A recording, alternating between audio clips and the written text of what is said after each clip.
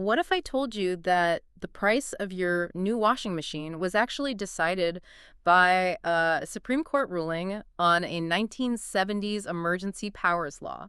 I mean, it sounds a little crazy, right? It really does.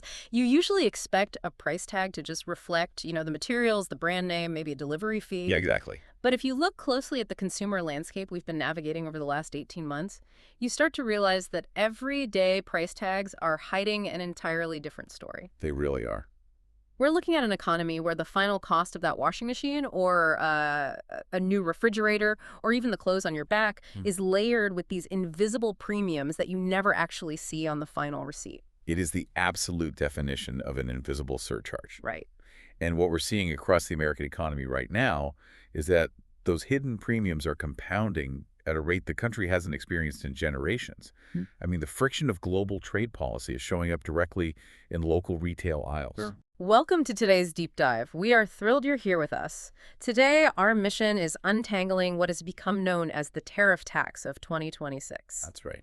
Our goal is to figure out exactly how the massive sweeping shifts in American trade policy over the last year and a half are, showing up in your wallet right now. Which is so important for everyone to understand. And to do that, we've gathered a really robust stack of sources. We're diving into nonpartisan reports from the Tax Foundation and Yale University's Budget Lab. Two very heavy hitters. Yeah. Plus, we're parsing through fresh data from the U.S. Congress Joint Economic Committee, unpacking Treasury and Federal Reserve data, and analyzing some recent economic reporting from mid-2026 to get the complete picture. And this specific stack of data is vital because this isn't just a niche debate for economists anymore. I mean, the bill has literally come due for ordinary households. Yeah, it's real money now. Exactly. Yeah. We are watching these policy shifts materialize concretely in Treasury revenue data, in the Federal Reserve's inflation readings, and even in major Supreme Court rulings that have completely upended the legal foundations of how these import duties are imposed. Okay, let's unpack this.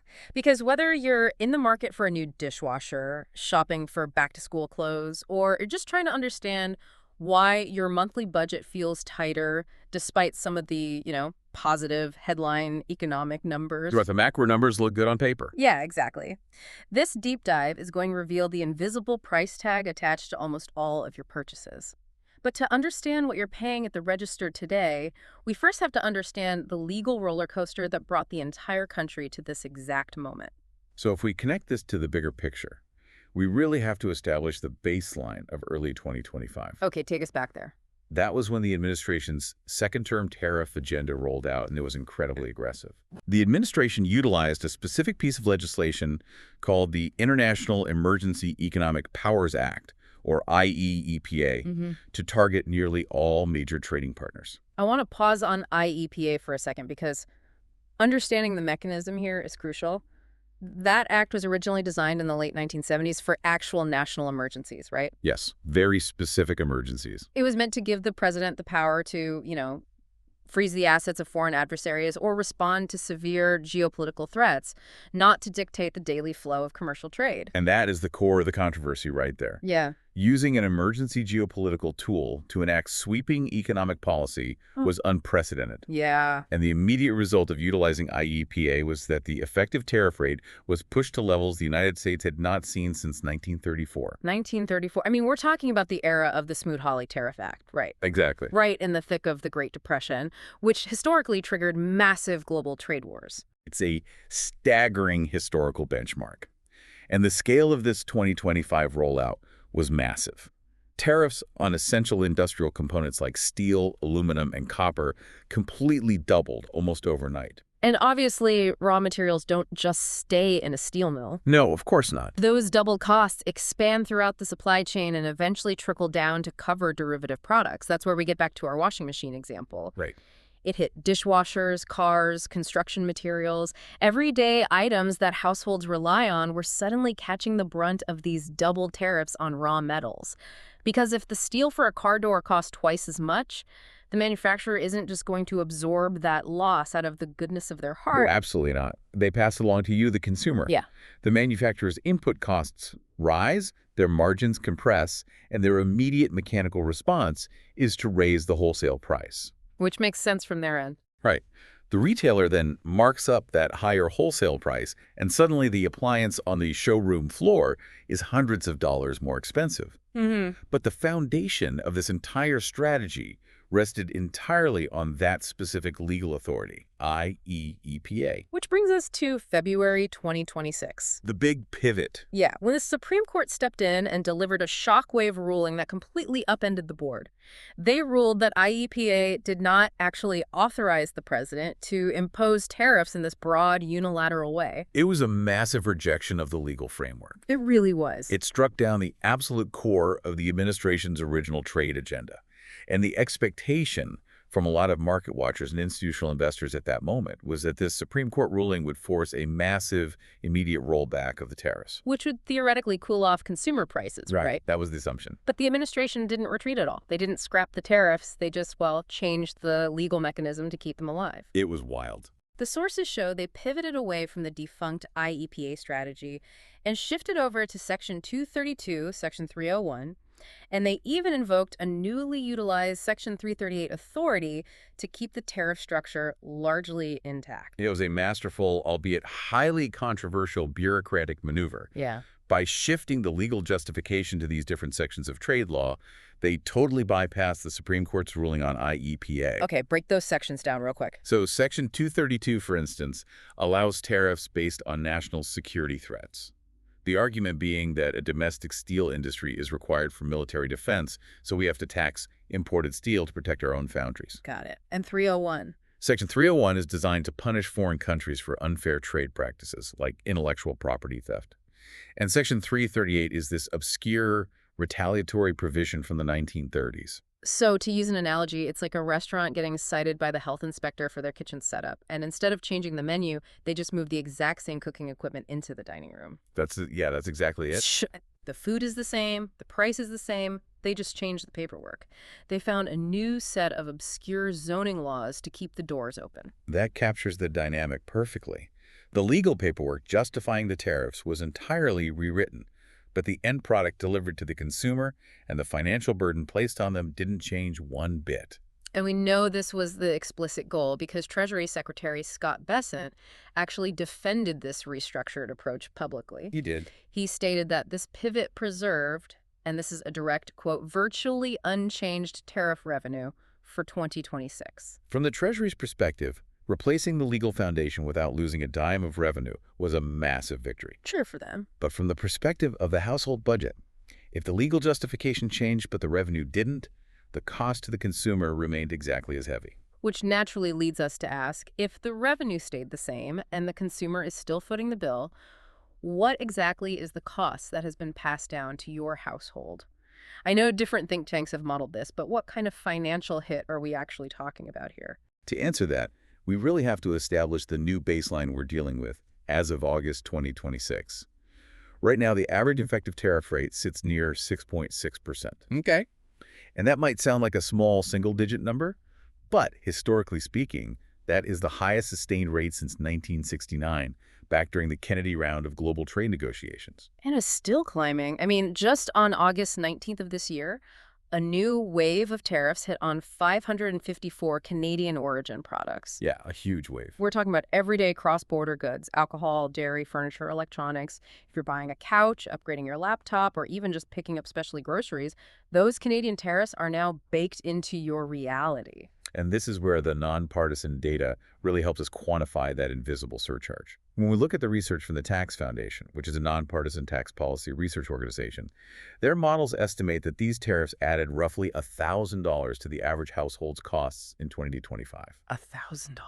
Wow. And for 2026, they project it will act as an additional tax increase per U.S. household of between $900 and $1,300. But wait, if families are paying an extra $1,000 a year, surely that is having a massive impact on our trade relationships, right? Isn't the whole point of these tariffs to fix the trade deficit? What's fascinating here is that a crucial piece of context the Tax Foundation notes is that these tariffs have not meaningfully altered the trade deficit at all. Wait, how is that logically possible? If we're taxing foreign goods so heavily, shouldn't we be importing less and fixing the deficit? It comes down to macroeconomic mechanics. Yeah. Specifically, currency adjustments and retaliation. Walk you through that. So, when you put tariffs on foreign goods, You artificially reduce demand for foreign currency, which can cause the U.S. dollar to strengthen. Okay, a strong dollar sounds good, but But a stronger dollar makes American exports more expensive and less competitive abroad. Furthermore, foreign countries retaliate by putting their own tariffs on American goods. oh, I see. So while we might import slightly less, we also end up exporting less, leaving the overall trade deficit largely unchanged.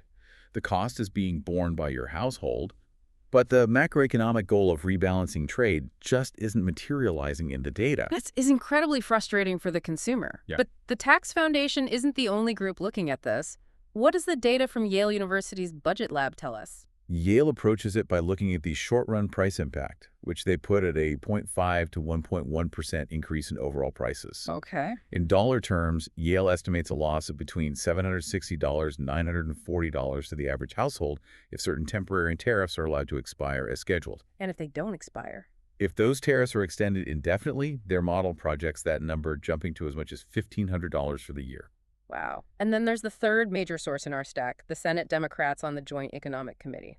They utilize data from the Treasury and the Congressional Budget Office, and their calculations are just staggering. They really are. The Joint Economic Committee found that American consumers paid more than $231 billion in tariff costs just between February 2025 and January 2026. $231 billion. Yes. And if you break that $231 billion down, it averages out to roughly $1,745 per family. And what really caught my eye in their report is the acceleration. I mean, the monthly household cost climbed from about $55 back in February 2025 to over $180 by January 2026. And some of their estimates using the most recent data put the current 2026 run rate as high as $2,500 annually. It is a steep compounding curve. Wait, here's where it gets really interesting. How can the estimates range from $760 on the low end from Yale all the way up to $2,500 on the high end from the Joint Economic Committee? The variance there is massive. Are they even looking at the same economy? What's fascinating here is that they're actually looking at the exact same economy, but the variance depends entirely on the methodology of the economists running the models. So how they do the math? Yes, specifically regarding how they track indirect effects. Break that down for me. What is an indirect effect in this context? It's about what economists call umbrella pricing. Umbrella pricing. Right. If you only measure the direct added cost of an imported Canadian couch, you get a lower estimate. But what happens to the domestic couch manufacturers in North Carolina when they see that Canadian imports just got 10% more expensive? Oh, I see. The North Carolina manufacturer realizes they don't have to compete with the lower Canadian price anymore. Exactly. So they raise their own prices by, say, 8%. They're still cheaper than the Canadian import, so they win the sale, but the consumer is still paying more than they were before the tariff. Precisely. The domestic manufacturer gets a windfall. The consumer pays a premium. But because it was a domestic purchase, that extra money doesn't go to the Treasury as tariff revenue. Right. It's an indirect cost of the tariff policy. The wider a study casts the net for these indirect umbrella costs, the closer you get to that $2,500 figure from the Joint Economic Committee. That makes total sense. But regardless of the methodology, the core truth remains identical across all the studies. The heaviest hits are concentrated in specific physical areas of the economy. Right. The sources explicitly point out that this impact is very uneven. The brunt of this is landing on motor vehicle prices, clothing, and home furnishings. Yes. Meanwhile, services, things like haircuts, streaming subscriptions, local piano lessons, or healthcare, which actually make up the majority of American consumer spending, see much smaller indirect effects because you can't put an import duty on a plumber fixing your sink. Exactly. If you're a household that spends a large portion of your income on physical manufactured goods, you are catching the full force of this policy. So when you have billions of dollars draining from household budgets, obviously Washington is going to spin this. Now, I need to jump in here with a mandatory disclaimer for you, the listener. Because this topic contains politically charged content from both the administration and its critics, we are not taking sides or endorsing either viewpoint today. Right. Absolutely not. The goal of this deep dive is solely to impartially report on the ideas contained in the original sources so you can make up your own mind. We're just looking at the math and how it's being interpreted. And the way this data is being framed in the public sphere is a fascinating exercise in political messaging. The administration fundamentally frames these tariffs as a vital manufacturing and revenue tool. Right. From their perspective, this is about protecting domestic industry from unfair foreign competition and generating income for the Treasury. But how are they defending the cost? I mean, how do you defend a potential $2,500 hit to a family's budget? To support their view that this isn't crushing the consumer, the White House recently pointed out a very specific macroeconomic reality. It is. Inflation, in the aggregate, has actually cooled from its peak, and real wages have risen. They argue that even as the average tariff rate climbed nearly tenfold from its pre-2025 baseline, the broader economy still saw cooling aggregate inflation and rising real wages. Therefore, their conclusion is that the tariff policy is successfully generating revenue and protecting manufacturing without destroying the consumer's purchasing power. Wait, real wages are rising, but isn't that an aggregate number that obscures the reality on the ground? I mean, if tariffs function as a regressive consumption tax, aren't those aggregate wage gains being wiped out entirely for lower-income folks who spend a higher percentage of their income on physical goods? This raises an important question, and it is exactly the counter-argument that the critics, specifically the Senate Democrats, are aggressively making. They argue that this disproportionately burdens middle and lower-income households because tariffs are inherently regressive. Which mechanically means it eats a larger percentage of a lower-income paycheck than a wealthy one. Correct. If a billionaire and a public school teacher both buy the exact same imported refrigerator, the tariff penalty is identical in absolute dollars. But the teacher feels the squeeze exponentially more because it represents a vastly larger share of their monthly budget. And that impact is magnified, as the sources note, for families who are already carrying credit card debt. Oh man, yeah. If a lower-income family's cost for children's clothing, car parts, or appliances goes up by $1,000 a year, they often finance that difference on credit, which compounds the invisible surcharge with high interest rates. So we have the administration pointing to macro-level wage growth and the critics pointing to the micro-level regressive devastation. They're looking at the exact same Treasury data, but they're completely disagreeing on the economic trade-off. It's a debate over interpretation, not a debate over the mathematics. The system is working exactly as the administration intends, but it is simultaneously producing the exact disparities the critics are highlighting. But while the political factions in Washington debate the interpretation and try to win the messaging war on cable news, the wider economy, and specifically the Federal Reserve, doesn't have the luxury of just arguing about it. No, they have to deal with the fallout. Exactly. They are being forced to navigate the actual physical reality of these numbers, and we are starting to see the cracks form. The physical reality is beginning to manifest as a tangible macroeconomic squeeze. If we look at the broader market data, it's showing a definitive slowdown. In the second quarter of 2026, GDP growth slowed to a 1.5% annual rate. That's a notable drop. It came in below the economists' forecasts, which were projecting 1.8% growth, and it's down significantly from the 2.1% growth we saw in the first quarter of the year. It is a sharp deceleration. So how exactly does a tariff mathematically translate into slowed gross domestic product? It creates what economists call a deadweight loss. Okay. When input costs rise due to tariffs, businesses face a difficult choice. Right. A manufacturing plant that suddenly has to pay double for its aluminum might decide to halt hiring, cancel plans to build a new facility, or just reduce its output entirely. When businesses pull back on capital expenditures and consumers buy fewer goods because prices are higher, overall economic activity contracts. That contraction is what drags down GDP. And the Tax Foundation projects that these tariffs will ultimately trim the long-run U.S. GDP by roughly 0.4 to 0.5%. And obviously, if foreign countries retaliate with their own tariffs on American goods, that halts our export growth, adding even further drag to the economy. This has to be creating an absolute nightmare scenario for the Federal Reserve. They're essentially threading a difficult needle in the dark right now. Yeah. The Federal Reserve has a dual mandate, right? Keep employment high and keep inflation stable. And their preferred gauge for measuring inflation, core PCE, is flashing major warning signs. Let's break down core PCE, which stands for personal consumption expenditures. I know we hear a lot about CPI, the Consumer Price Index, in the news. Why does the Fed prefer core PCE, and what is it telling them right now? So the Fed prefers PCE because it accounts for the substitution effect. A substitution effect. Yeah. CPI measures a fixed basket of goods. If the price of beef skyrockets, CPI just registers that beef is more expensive.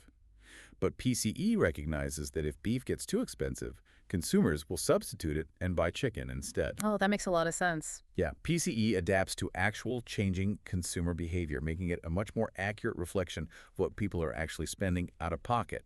And right now, core PCE inflation sits at 3.3% annually. Which is a massive problem because their stated target is exactly 2%. They are 1.3% above their target. And this is the Fed's dilemma. Because tariffs inherently raise the price of goods mechanically, the Fed has to figure out how much of this 3.3% inflation is just the mathematical result of the tariff tax working its way through the supply chain, and how much of it is fundamental economic overheating that requires higher interest rates to cool down. And while the Fed tries to figure that out, the bond market is already reacting to the uncertainty.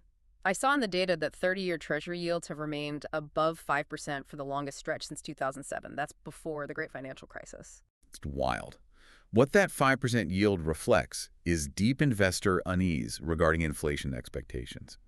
When investors buy a 30-year bond, they are locking up their money for 3 decades. Right. If they believe that tariff-driven cost increases are going to keep inflation structurally higher for years to come, they demand a higher interest rate return to protect their purchasing power. That 5% yield is the market pricing in the tariff tax over the long haul. So what does this all mean for you, the listener, if you're going shopping next month? We've seen the 1.5% GDP slowdown, we've seen the Fed sweating over 3.3% inflation, and we know families are paying up to $2,500 more a year. Have we already felt the worst of this, or is the other shoe about to drop? If we look closely at the corporate side of the equation and supply chain dynamics, the other shoe is very much suspended in midair. Uh-oh. Yeah.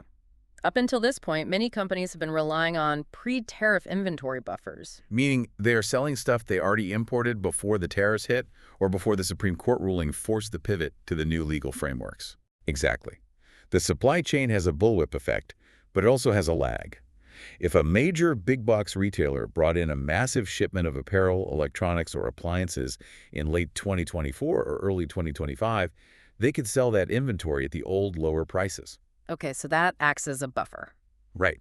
Those warehouses full of pre-tariff goods acted as a shock absorber for the consumer. The retailer could absorb some of the initial policy chaos without changing the price tag on the shelf. But those warehouses have to be emptying out by now. I mean, it's been 18 months. They're completely exhausted. As those pre-tariff inventory buffers run dry, companies are preparing to replenish their stock at the new, much higher tariff rates. And according to the reporting in our sources, they are not planning to eat those new costs. Oh, of course not. Corporate leaders are preparing to raise retail prices in high single-digit increments in the near term. High single digits. If the price of everything from a toaster to a winter coat jumps 7 to 9% almost simultaneously, discretionary spending is going to face a serious squeeze. Families are going to be forced to make incredibly tough choices at the register, but I imagine this isn't hitting every sector of the economy equally. No, it's creating distinct winners and losers in the market. Mm. Sectors that are relatively insulated from tariff exposure. Things like artificial intelligence infrastructure, domestic services, and regional banking might actually outperform expectations. Because they don't import physical goods. Exactly. They don't rely heavily on imported physical materials subject to these specific duties, so their margins remain somewhat intact. But if you're in a tariff-sensitive sector, it's a totally different story. Autos, apparel, and import-heavy retail are highly vulnerable right now. They're the ones who have to pass those high single-digit price hikes onto the consumer, and they're the ones who will likely see their sales volumes drop heavily as a result of sticker shock. It is profound reshaping of the consumer landscape, Yeah. driven entirely by this transition in trade policy. We've covered a tremendous amount of ground today. Let's recap the journey we've been on. We started by looking at how the Supreme Court struck down the original IEPA legal framework for the 2025 tariffs, which forced the administration to totally rewrite the rulebook, utilizing obscure national security and retaliatory provisions to keep the actual economic impact virtually unchanged. Right. Then we broke down the numbers from Yale, the Tax Foundation, and the JEC, revealing that depending on how economists calculate umbrella pricing and indirect costs, this invisible tariff tax is draining anywhere from $900 to $2,500 annually from the typical household budget. Which is massive. And finally, we examined the macroeconomic tightrope this has created, with the Federal Reserve forced to battle 3.3% sticky inflation, while GDP growth begins to slow down to 1.5%. And if we bring it right back to your daily life, the most critical takeaway from the sources is how this economic reality affects the national mood.